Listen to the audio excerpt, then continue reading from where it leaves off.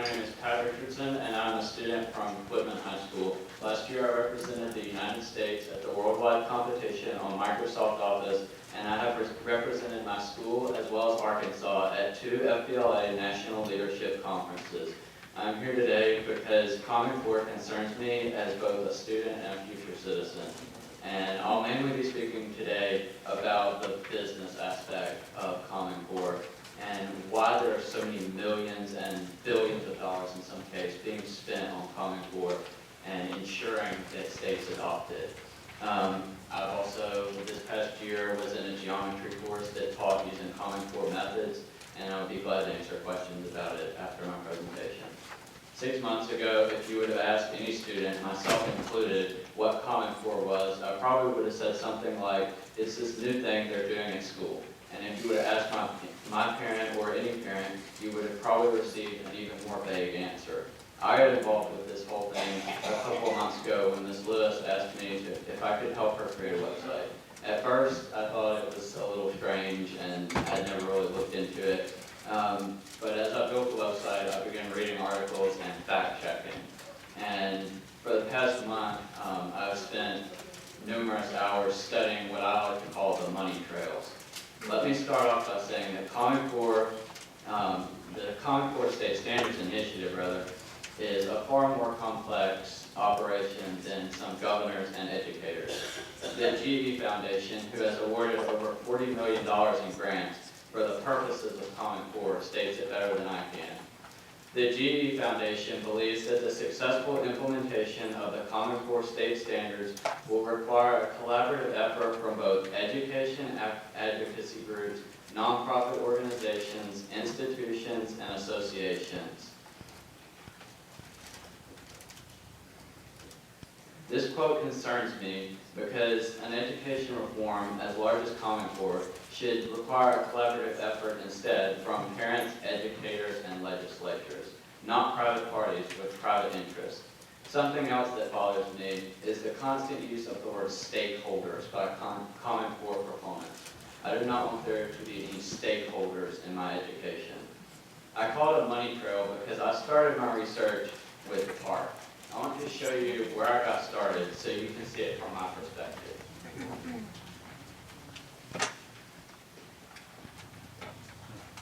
I started out on the Park website. If you read the bottom, it says, managed by Achieve Incorporated, copyright 2013, Achieve Incorporated, all rights reserved.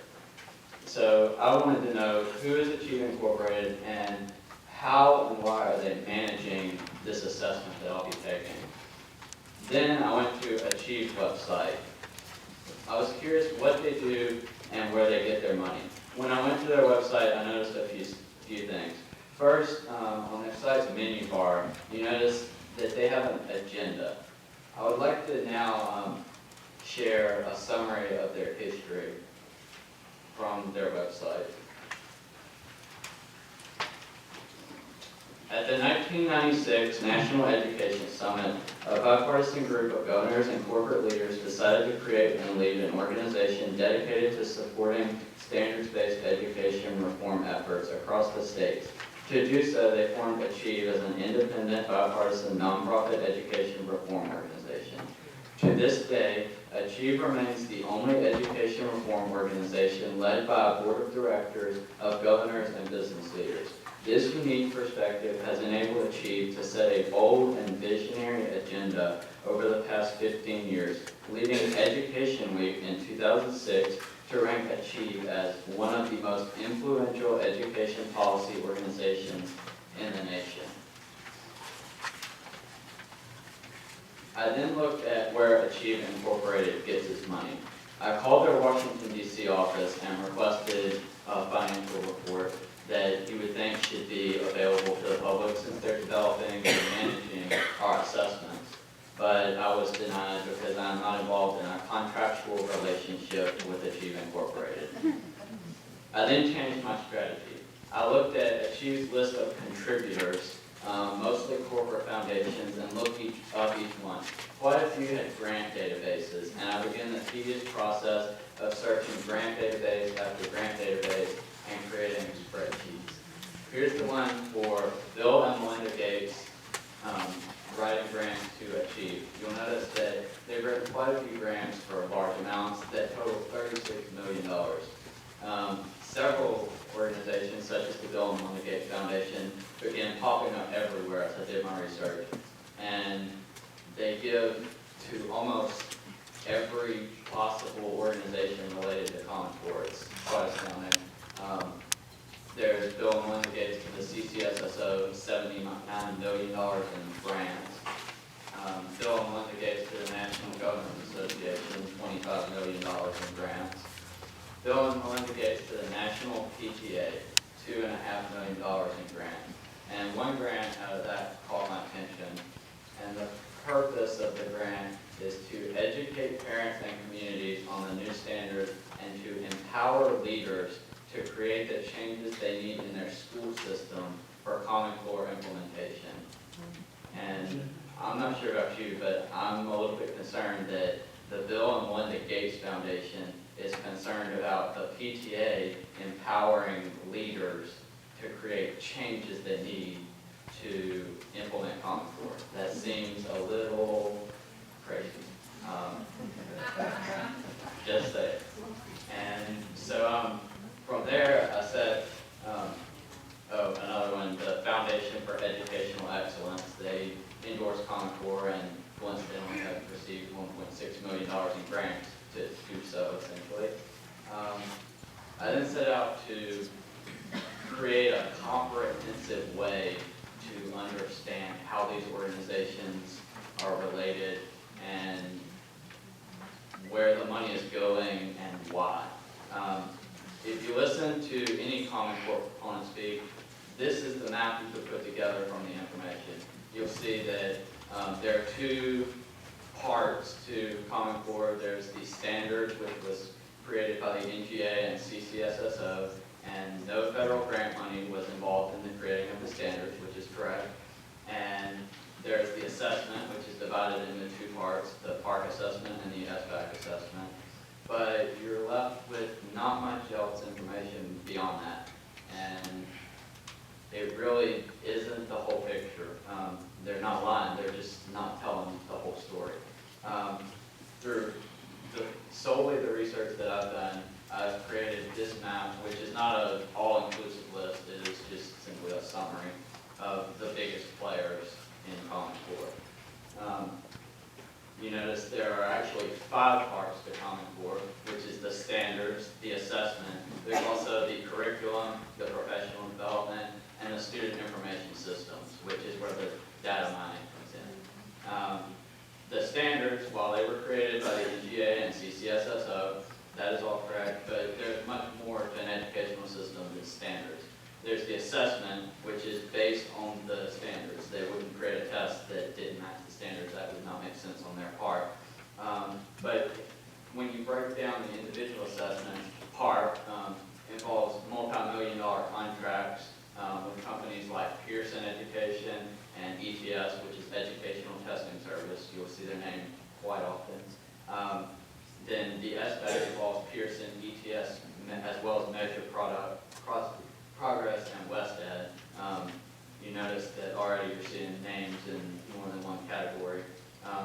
Also, there are college entrance exams, which will be matched to Common Core because ETS is a big player in college entrance exams. They own College Board, which is in charge of the SAT test specifically. Then when you move down to curriculum, you'll notice that Pearson is a huge bubble in that chart because Pearson, over the past 10 years, has bought up 75% of textbook publishers in the world. They now own almost every major textbook publisher, which means since they're also involved in the creating of the assessment, they have a direct advantage to create textbooks and other curriculum and online resources that match the assessments, therefore giving them a business advantage to start with. Other players include Scholastic, who creates instructional supplement material. And when you move down to professional development, you see Pearson with a big bubble again because they've been buying up companies that specialize in industry certification testing, and which gives them another advantage because they're involved in even more of the Common Core scheme.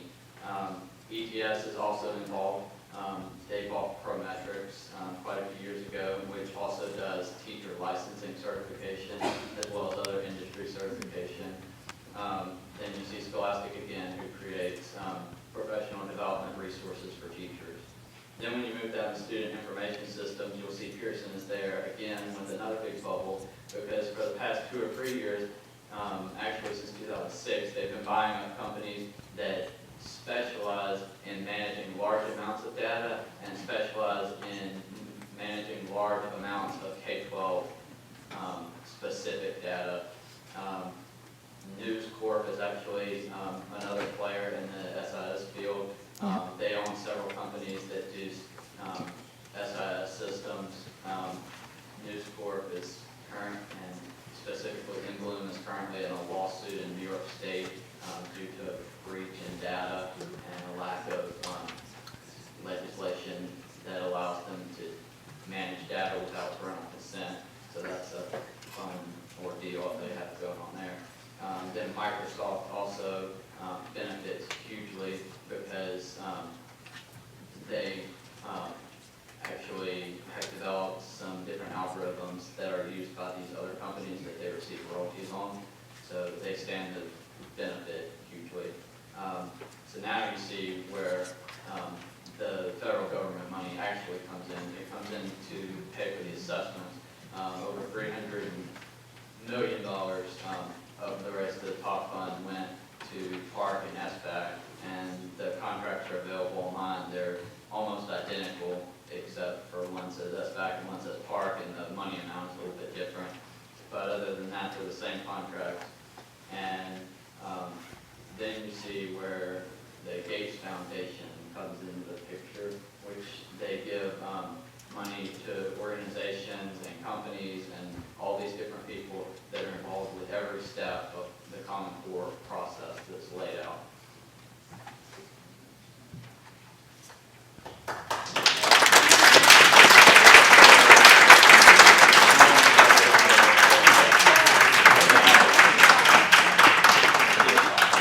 About 20 pages long, and